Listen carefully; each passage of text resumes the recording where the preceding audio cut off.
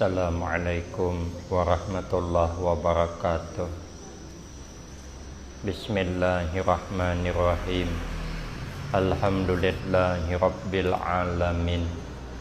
Wassalatu wassalamu ala asyrafil anbiya wal mursalin wa ala alihi wa ashabihi ajma'in. La hawla wala quwwata illa billahil aliyyil azim. Rabbi shrah li sadri wa yassir li amri wahlul 'uqdatam min lisani yafqahu qawli. Amma ba'du, fa aqulu wa 'alallahi tawakkuli. Ma'asyiral hadirin, jamaah pengajian yang mulia, meneruskan daripada pengajian kita yang lalu, berkata oleh sahabat Umar radhiyallahu anhu, ra'aitu jami'al akhilla, telah melihat oleh aku akan sekalian kekasih, akan sekalian kawan-kawan. Saya perhatikan semua kawan-kawan yang dikasihi.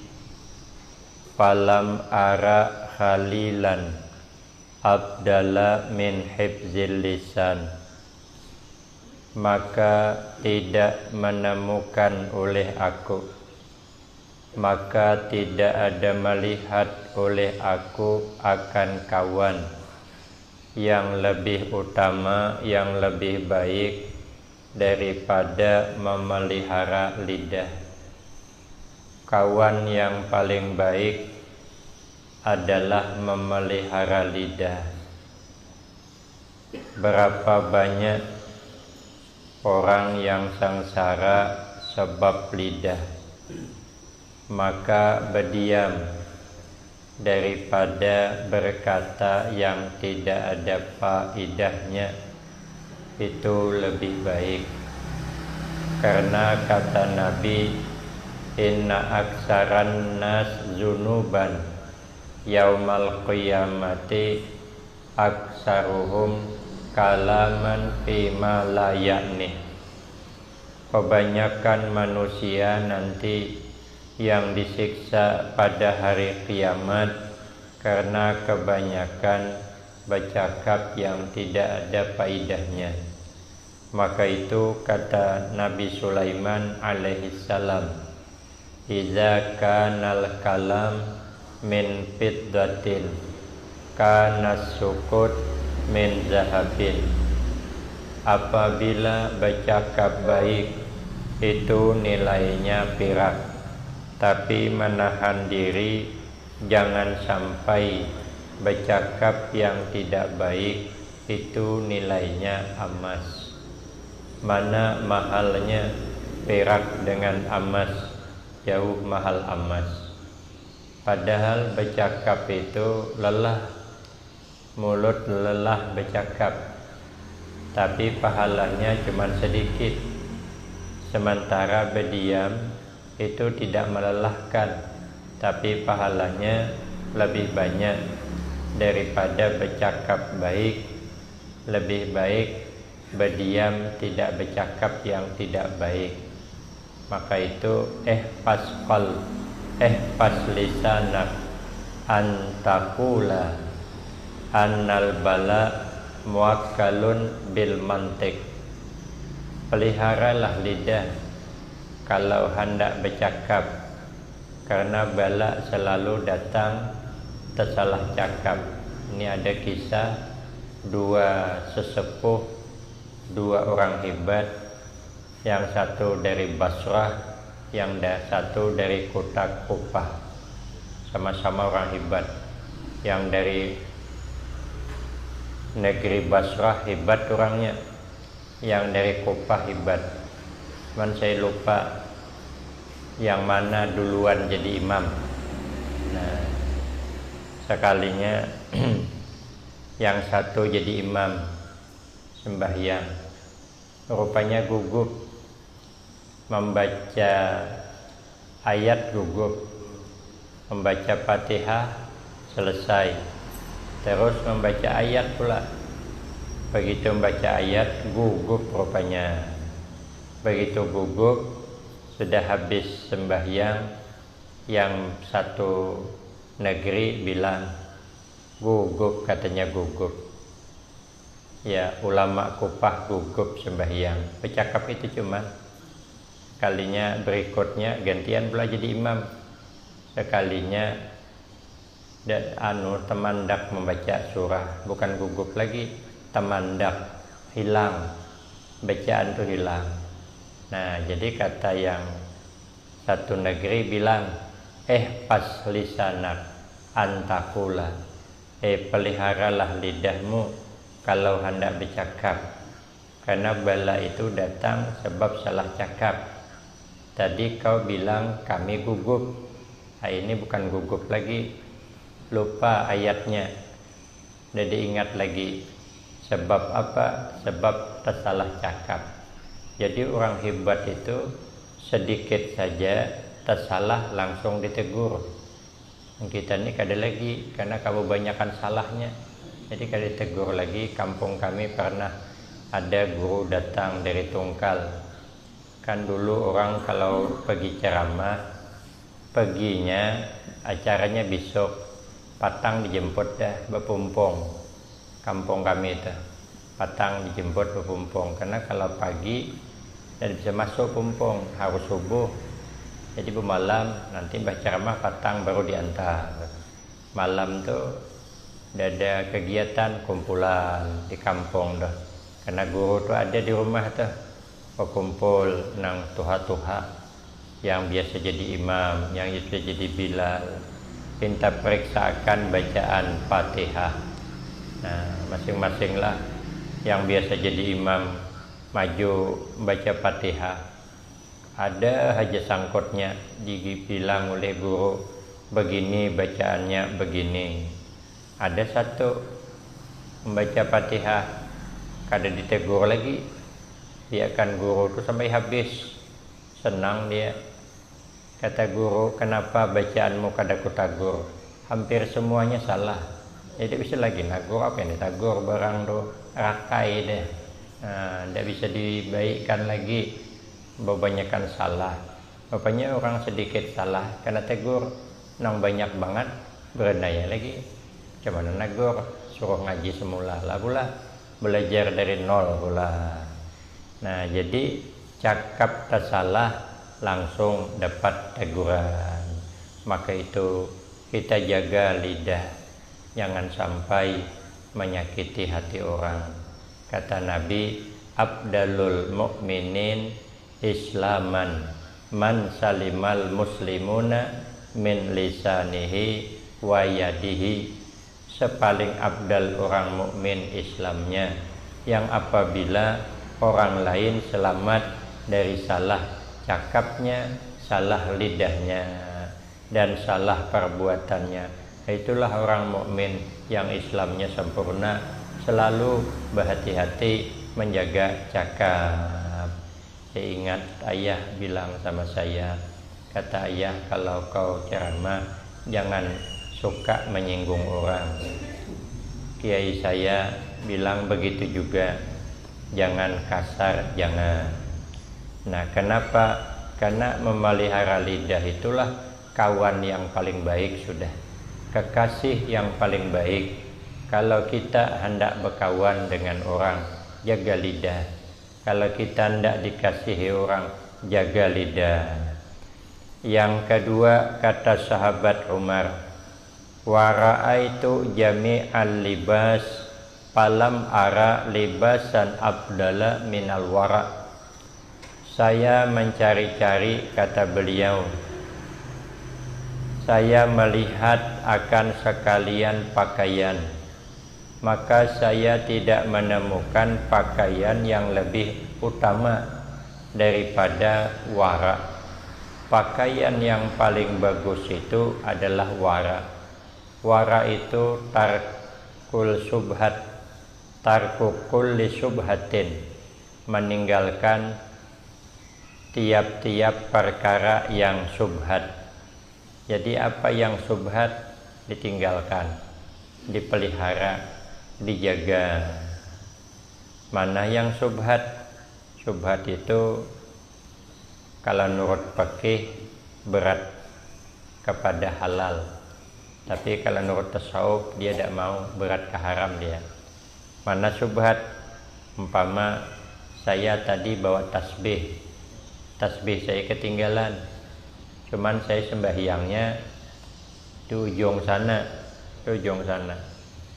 Jadi sampai ke rumah saya berbaliklah cari tasbih saya tadi. Nah sudah saya cari, dia ada lagi di tempat saya duduk tadi, dia ada lagi, tapi ada tasbih bergantung. Dipikir ini tasbih saya, karena memang ia percis, cuman tadi tasbih saya bukan bergantung, berletak di bawah. Ini menurut dugaan mungkin kawan membersihkan, merapikan masjid, yang nyangkutkan tasbih saya, dugaan begitu. Maka nurut fikih boleh diambil tasbih. Tapi kalau orang ikut tasawuf, kalau hendak wara tidak mau ngambil. Kenapa tidak ngambil? Karena tadi tasbihnya di bawah, bukan bergantung. Nah, tapi kenapa maka menyangka bergantung? Memang iyalah itu tasbihnya, cuman tempatnya terpindah, tidak mau lagi ngambil, tidak mau lagi. Itu namanya meninggalkan perkara yang subhat. Kalau ada orang lain berwakaf mirip sama tasbih kita, bisa jadi yang punya kita hilang. Nah, sandal nih sama mireknya, cuman lainnya kita lain. Nah ini berarti tertukar nih dengan punya orang nih, berarti orang itu membawanya kita. Nah macam mana nih kalau kau pakai, mungkin bolehlah. Kenapa? Karena punya saya diambilnya, berarti punya dia nih saya lah mau kayaknya. Tapi orang tasawuf tidak mau, dia orang wara tidak mau, tetap tidak mau pakai, tahan kada bersandal. Apalagi colok sandal orang. Ini sandal orang lah, tapi kita dibawa orang, kita tinggal nginto lagi. Kata peneliti, sudahlah pakai sajalah itu, tidak apa-apa, karena tuhnya sempian dibawanya tuh, punya dia tertinggal, dipakai aja, dia mau. Itu namanya orang wara. Orang wara nih yang hendak mantap lagi, berkebun sendiri, tanam kelapa sendiri, ambil buahnya sendiri, diparut sendiri, diperas sendiri, nanti besok dicibuk, dimasak sendiri, jadi minyak. Tidak makan sambal, cabai tanam sendiri, tidak pakai tomat tanam sendiri, digiling sendiri. Tidak makan padi tanam sendiri. Itu baru hilang subhatnya tuh, baru mantap tuh. Ya kalau makanan yang sudah jadi ini banyak subhat lah. Beli ayam yang sudah sembelih, ya subhat lah kita. Macam mana dia nyembelih tadi, mati tertindih kah, mati disembelih kah? Tapi kalau fikih kan tidak apa-apa. Tapi kalau orang wara, untuk lebih hati-hati, itu pakaian yang paling bagus. Yang ketiga, wara'a itu jami al-mal palam ara malan abdala minal qanaati. Saya melihat-lihat sekalian harta, maka tidak ada melihat saya akan harta yang lebih utama daripada qanaah. Mencari harta, mengumpulkan harta, ternyata yang paling hebat itu punya harta qanaah. Qanaah itu apa? Wahia tarkut tatallu'i ilal mabqut wal istirna bil mawjud. Ialah meninggalkan melirik kepada yang tidak ada, mengangan-angan kepada yang tidak ada, tapi merasa cukup dengan yang ada. Itu qanaah. Qanaah. Pokok nerima apa yang ada sudah. Yang ada jadi syukuri. Jangan mengangan-angan yang tidak ada. Coba tadi kalau saya begini, mungkin begini dapatnya. Nah, itu namanya tidak qanaah, mengangan-angan yang tidak ada. Pokoknya apa yang ada, itulah yang kita syukuri.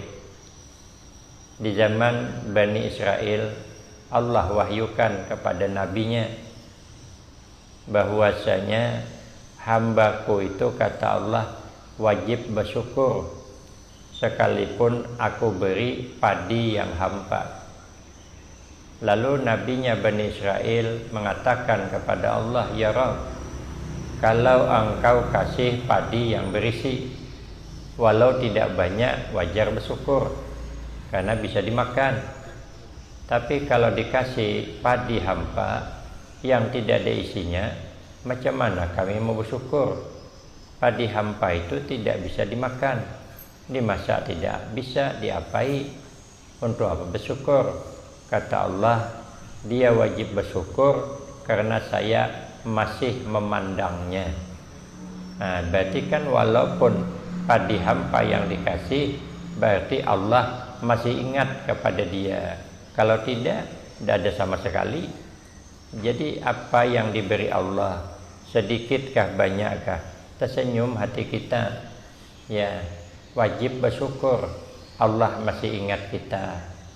Apalagi sekarang ini ekonomi pas-pasan, suasana kurang bagus, ada apa-apalah, ya malah ada yang menyanyikan dong karipet, ahai tulang bawang, duit tinggal sedikit, kurang nagih hutang. Kasihan dong.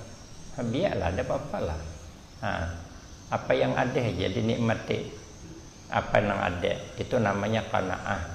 Qanaah.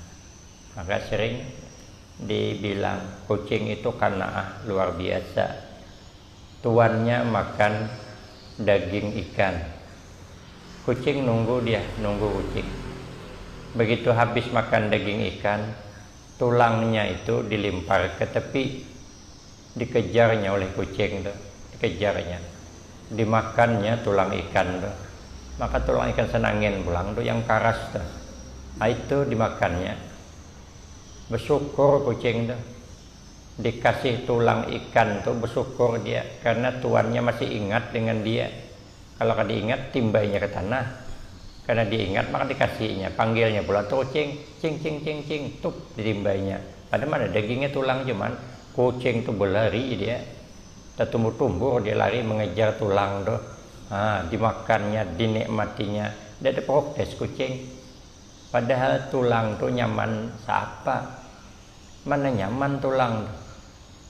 Kalau ada caya, bolehlah nanti balik makan tulang. Mana bisa tulang itu dimakan? Tidak berasa, tidak mengenyangkan.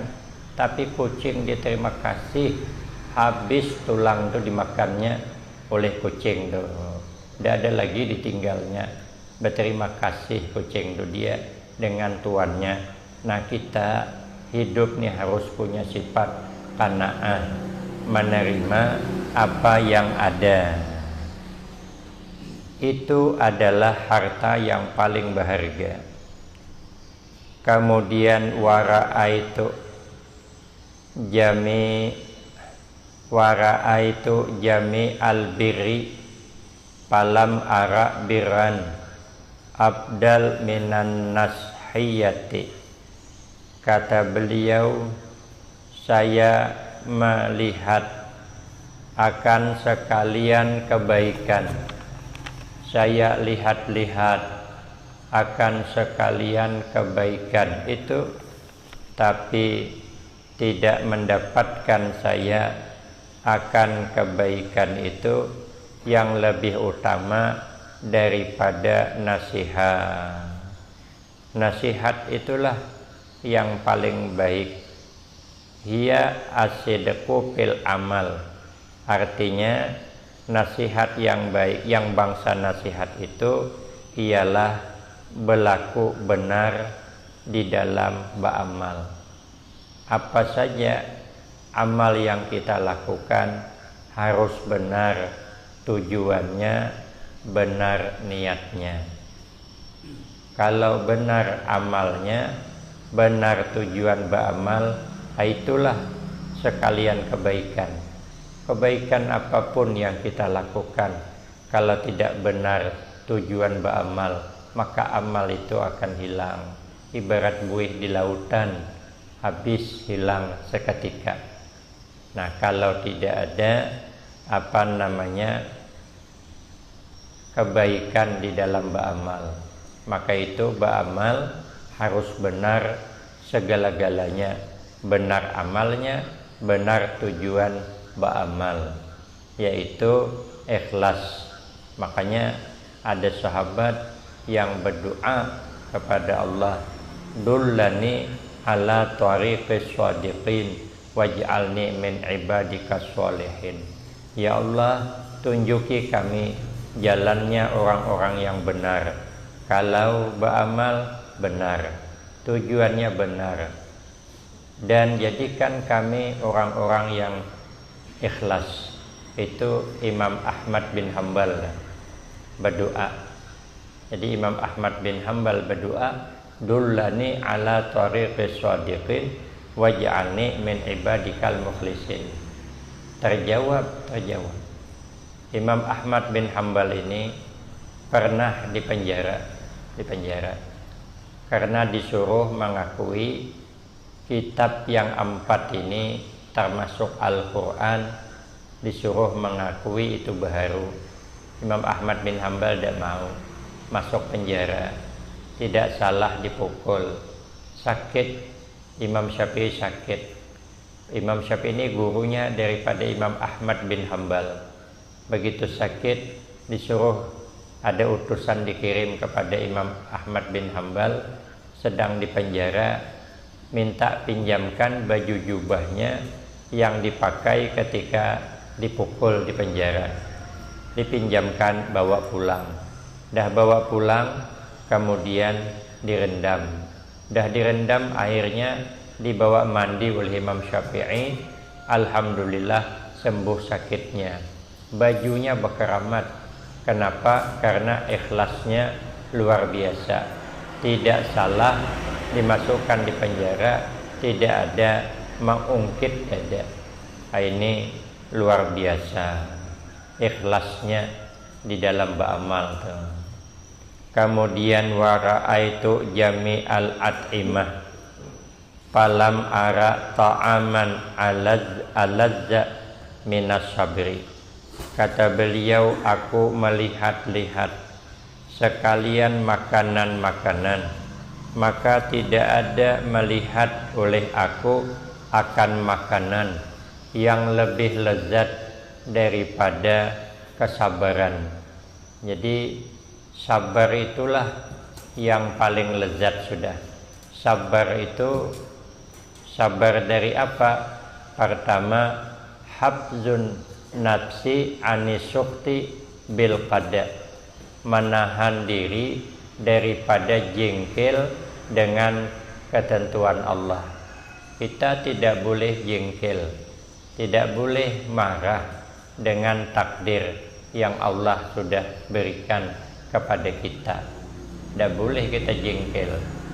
Mau dijadikan Allah bagaimana kita sabar saja. Tidak usah kita jengkel daripada kejadian yang sudah Allah takdirkan kepada kita. Itu namanya orang bersabar. Dijadikan Allah kita ini gagah, alhamdulillah. Tidak gagah pun tidak masalah. Dijadikan Allah anak kita cantik, tidak cantik pun tidak masalah. Itu namanya tidak jengkel dengan qada yang Allah berikan. Karena apa yang terjadi itu tidak terlepas dari qadanya Allah. Sudah pada masa azali sudah ada qada, ketentuan Allah untuk kita. Yang kedua, sabar itu wahabsul lisan anil qaulis sayyi, menahan lidah daripada bercakap yang tidak baik. Itu harus sabar tuh. Itu terus nahan tuh. Orang ini nyinggung kita terus, sabar. Jangan sampai berkata yang kada baik. Maka kadang-kadang kita nih kalau marah bisa bercakap yang tidak baik kita. Bisa bercakap tidak baik kan. Paling tidak keluar cakap kampret itu paling kuda. Marah bang dia, marah. Dia ini dibuat panas. Dapat tak menahan lidah daripada bercakap yang tidak baik. Nah itu kalau dapat, itu nanti lezat, nikmat rasanya. Kalau dapat menahan lidah daripada bertengkar, itu terasa nikmat. Karena kata Nabi, wa fi akhir zaman ma dhalla qaumun illa bil jidal. Tidak rusak umat akhir zaman ini kecuali terlalu banyak berdebat, terlalu banyak bertengkar, sehingga pintu beramal ditutup oleh Allah. Pintu beramal ditutup. Dosa jauhlah. Kita suami istri saja kalau berdebat, bertengkar, itu pintu beramal ditutup. Yang lakinya pergi ke kebun, bukan kerja, duduk di pohon kelapa, di punggungnya tuh maisap rokok dia, sambung puting. Mirip lah orang kehilangan timbangan, kehilangan dacing timbangan tuh. Nah, bingung dia. Tanya, kenapa tidak kerja mas? Pikiran suntuk. Kenapa? Karena habis bertengkar dengan istri. Bukan bertengkar saja, mangkuk pun terbang lewat jendela. Ngamuk, bini ngamuk. Bukan semangat bekerja. Perhatikanlah istrinya di rumah. Bukan masak dia. Dia ada semangat lagi tidak memasakkan suami itu, dia ada semangat. Kenapa? Habis bertengkar. Nangis dia di kamar, tidak mau keluar kamar. Panggil mamanya. Kata mamanya, ayo masakkan lagi suamimu, nanti pulang macam mana? Tidak mau dia. Jawabnya malah, untuk apa katanya memasakkan si Sontoloyo tuh. Marah dia. Pada kemarin manggil Yayang tuh. Sekali sudah marah, Sontoloyo katanya. Aku pernah ceramah ini nih. Kataku orang bertengkar tuh udah bagus. Untuk apa masakan si Sontoloyo katanya. Rupanya yang duduk di samping goto Sontoloyo namanya. Aduh, aku ngeri nian, maka ceramah malam pula tuh daerah Riau. Maka daerah Disa pula tuh, aduh jago selesai aku nih dibantai orang nih. Sudah balik kan, kata yang Tiko Ustad, yang samping Ustad tuh Sontoloyo namanya itu Ustad katanya. Maka kalongnya tuh, ganal kalongnya, dia berkalong orang tuh, putih kalongnya. Ya, memang mantap orangnya. Agak sangar, ngeri nengok memang. Awak dia tersebut Sontoloyo. Aku balik itu, ya Allah ngeri aku. Mudahan jago ada apa-apa, orang tidak marah. Orang tuh ketawaan nengok dia. Oh dia tahu rupanya dia Bang Sontoloyo namanya. Sekalinya nginap saya, besok balik aku. Alhamdulillah tidak ada ketemu aku dengan Sontoloyo tuh. Sampai masuk bot selamat aku menuju ke Tembilahan. Alhamdulillah, mudahan jangan lagi ketemu sama Sontoloyo. Takut aku. Sekalinya Rajab aku ceramah situ.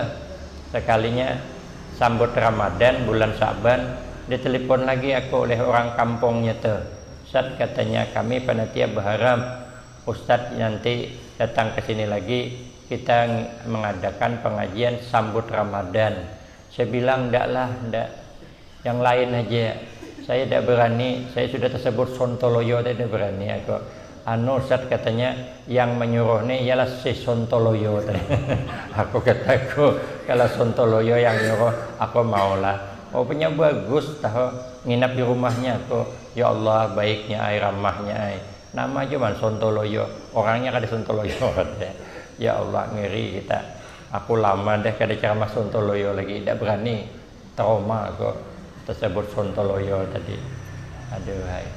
Kemarin juga aku salah juga, salah.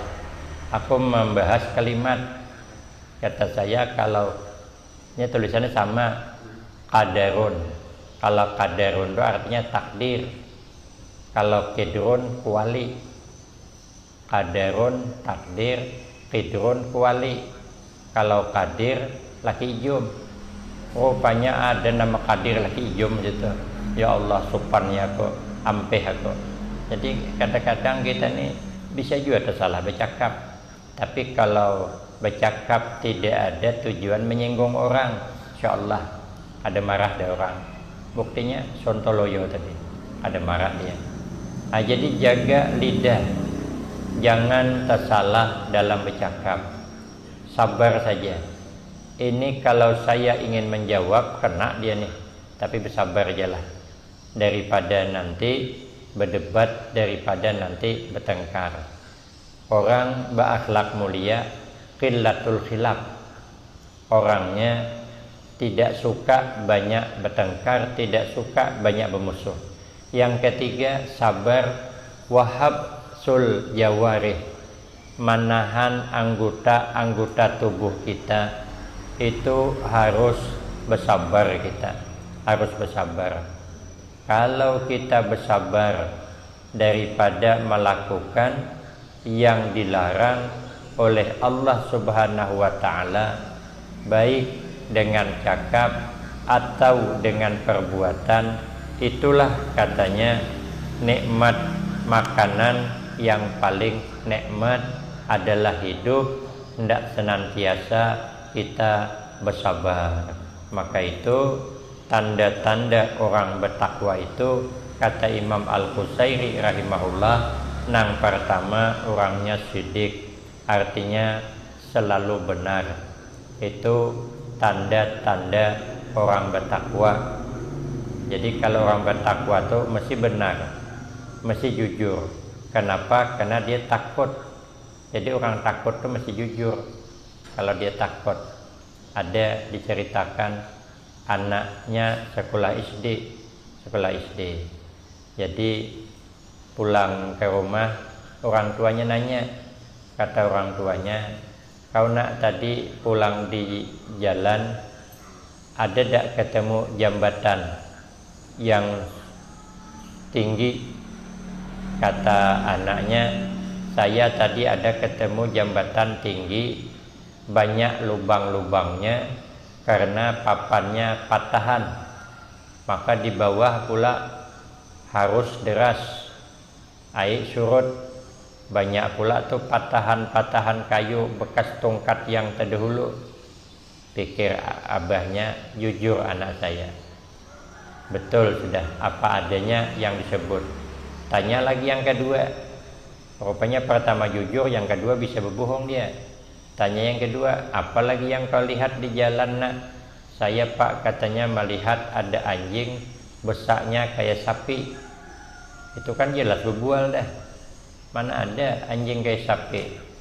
Kata anak, kata bapaknya, nak, kita berbalik lagi ke sekolahan kau. Kita lewat jambatan yang tadi kau ceritakan yang sudah rusak. Cuman perlu diketahui nak, kalau orang berbohong nanti jatuh di jambatan tuh. Akhirnya berjalan, terpikir anaknya, ini kalau cakap bapak saya ini betul, jatuh saya. Karena tidak ada anjing kayak sapi. Nah, ditanya bagaimana apa namanya anjing yang kau lihat? Kata anaknya, pak, anjing yang saya lihat tadi bukan kayak sapi, kayak kambing. Mulai dari kecil karena takut. Begitu sudah sampai ke jambatan, melihat harus deras, jambatannya rusak, bertambah memuncak takutnya anak ini. Begitu memuncak, akhirnya dia jujur, betul lah pak, anjing yang saya lihat seperti anjing biasalah. Rupanya orang takut ini mesti jujur. Jadi kalau orang jujur itulah orang bertakwa. Yang kedua, orang bertakwa itu mesti tawadhu dia. Mesti tawadhu. Mesti dia merendah diri. Yang ketiga, orang bertakwa itu mesti qanaah, menerima apa adanya. Yang ketiga, yang keempat, orang bersabar itu apa orang takwa itu kata Imam Qusairi hidupnya mesti bersabar. Makanya ada seorang laki-laki datang kepada Nabi minta wasiat. Ausini ya Rasulullah, berikan wasiat olehmu ya Rasulullah kepada saya. Kata Nabi, ya la tardab. Wasiat Nabi la tardab, jangan marah, jangan pemarahan. Iyyaka wal ghadab, takuti olehmu akan sifat marah. Karena marah ini kalau diturutkan bisa nikat, maka jangan marah. Minta lagi, ausini ya Rasulullah, minta lagi wasiat akan saya ya Rasulullah. Nabi menjawab tetap la taghdab. 3 kali dimintai wasiat, Nabi tetap menjawab la taghdab. Ternyata kita ini kalau hendak lebih selamat harus bisa menahan marah, hidup bersabar. As-sabru miftahu mayurja. Sabar itulah anak kunci daripada keberhasilan. Boleh kita lihat film mana saja di Indosiar kah, SCTV kah. Kalau main film, orangnya sabar, mesti sukses dia. Mesti dia nanti yang jadi anak mudanya. Saya melihat film Tuan Takor, Pijai Sing itu sabar orangnya. Untuk mendapatkan madu tuh, alhamdulillah dapat. Saya melihat tuh film Romo Duso, Inayah tuh sabarnya, alhamdulillah berjodoh dengan Aryo dia. Saya melihat di film Indosiar Haji Sulam sabarnya, 3 kali berangkat haji. Haji Muhyiddin Makaam kada berangkat. Kenapa? Karena tidak sabar. Maka hidup kita hendak senantiasa berlaku sabar sehingga kita mudah-mudahan diselamatkan Allah dunia wal akhirah, husnul khatimah wassa'adah, amin Allahumma amin. Demikian yang dapat saya sampaikan, lebih kurang saya banyak minta maaf. Akhirul kalam, wabillahi taufiq wal hidayah. Wassalamualaikum warahmatullahi wabarakatuh.